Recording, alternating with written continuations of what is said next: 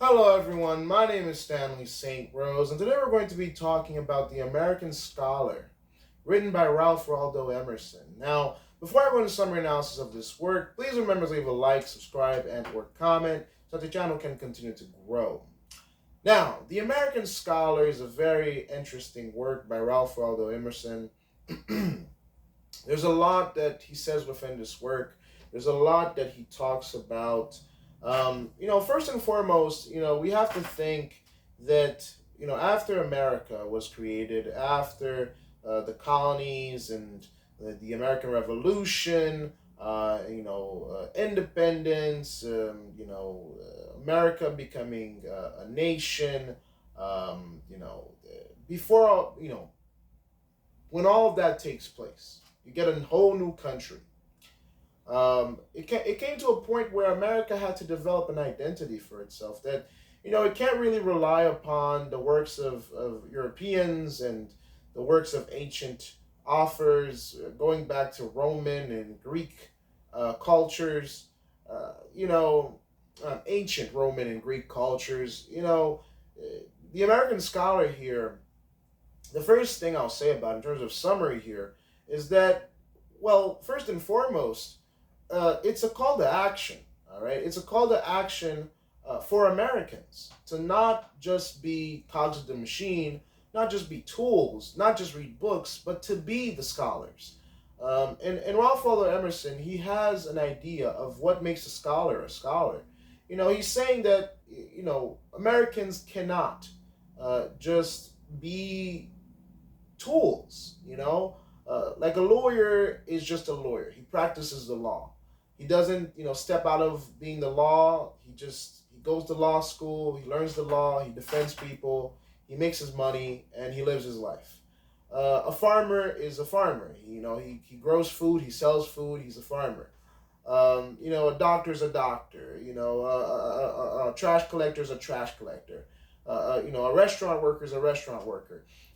Most humans, especially in America, you pick a job, you pick a profession, you like it, you do it, you get paid, and you live your life. You go on vacations, you enjoy your family, and you die.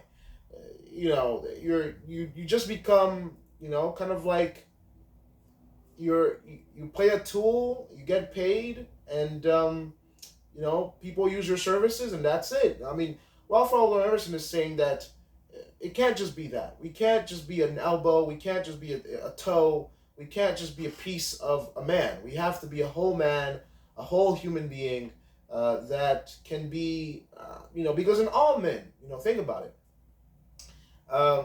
Within a single human being, there's the potential to be an Einstein. There's a potential to be a Plato, a potential to be a Socrates. And Ralph Waldo Emerson is saying here that we can't, just forget all of that and just, go into these jobs and just do them, get paid, and forget that we're actually beings that can connect to the divine. So Ralph Waldo Emerson believes that, we as humans, through nature, through interacting with nature, we can connect to the divine. And he's saying that for us to truly be scholars, that we can't just read books and live and die by the letter of the book, all right? And many people do that. A lot of people just want to live by the letter of the book.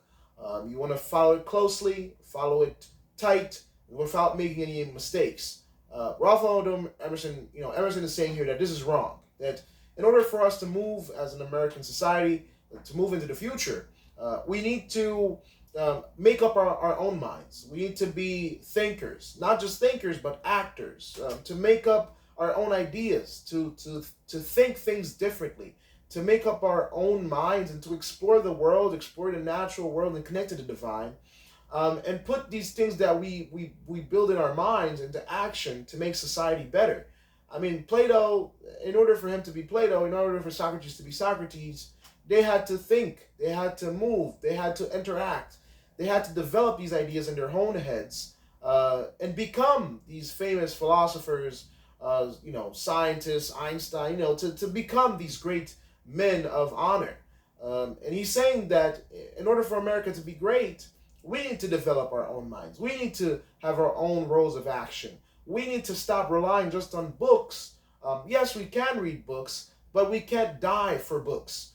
We can't die on the information of books. We have to not just read them and not just copy them verbatim, not just devour them and just live by them, but we have to question them. We have to say, are these ideas right?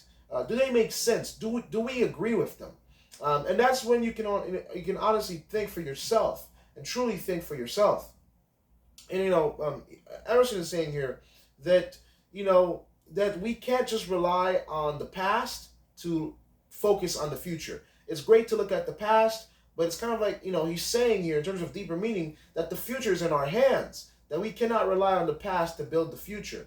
We who are in the present, we have to build the future, and the only way to do that is by making our own minds, thinking for ourselves, exploring nature, connecting to nature, and finding our own answers and solutions and new ideas and new ways of moving and thinking and acting on our own. And he's saying that that we will be better off for it. So he challenges us within this work to not rely on the status quo, to break free from the status quo, and to be our own independent selves. So the American scholar here, is a person who thinks for himself, who acts for himself, and who wants to better society on his own terms, and does not rely. We have to understand this clearly. Ralph Waldo Emerson here is not saying for us to throw away books and burn books. He's just saying that we can't just accept the ideas in books and live by them. We have to form our own, because that's the only way we can build the future. And he's saying that if we do this, of course, he also mentions nature, because this is one of the key writings for transcendental thinking, for transcendental movement. And if you know anything about Emerson, he loves nature. He loves the connection that nature has with the divine. He believes that if we explore nature, if we move throughout nature, we can connect to the divine. We can connect to this higher power that can enlighten us and allow us to think for ourselves and think new things for ourselves. And that can make society better. So the American scholar here, again, in terms of deeper meaning and analysis, it is a call to action. It is a call for us to stop relying, or the people at the time, to stop relying on European literature, European art, European ways of thinking, to stop relying on books of the past, to stop looking at history to make the future, and for Americans to stand up for themselves, to make up their own minds, to search out the answers to the unthinkable questions for ourselves, and to move freely throughout reality to make a better world and a better place for us to exist. So this is something that's very powerful and very interesting.